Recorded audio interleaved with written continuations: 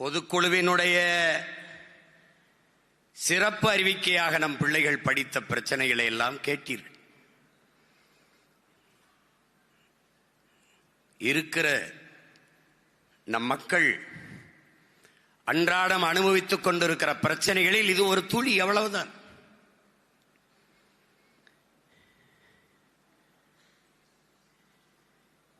இந்த பிரச்சனைகளுக்கெல்லாம் ஒரே ஒரு விடிவு நாம் தமிழர் கட்சியின் வெற்றி ஒன்றுதான் என்பதை என் அன்பிற்கினிய அறிவு சமூகம் புரிந்து கொள்ள வேண்டும்.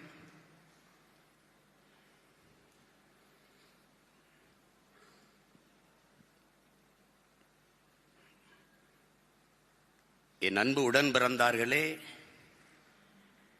ஒருவன்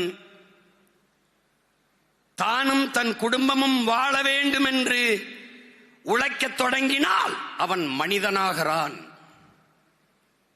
தானும் தன் குடும்பமும் வாழ்வது போல தான் பிறந்த பெருமை மிக்க சமூகமும் வாழ வேண்டும் என்று உழைக்கத் தொடங்கினான் அவன் மாமனிதனாகிறான் என்கிறான் மார்க்ஸ். அப்படி என்றால் நீங்கள் யார்? மாமனிதர்கள். தடம் பார்த்து நடப்பவன் மனிதன், தடம் பதித்து நடப்பவன் மாமனிதன் என்கிறான் பிடல் காஸ்ட்ரோ. அப்படி என்றால் நீங்கள் யார்? நம் முன்னவர்கள் பதித்து வைத்த வரலாற்று சுவடின் வழியிலே நாம் பயணித்துக் கொண்டிருக்கிறோம். அந்த பயணம் யாருக்கானது? வருங்கால தலைமுறைக்கான வழிகாட்டுதலுக்கு.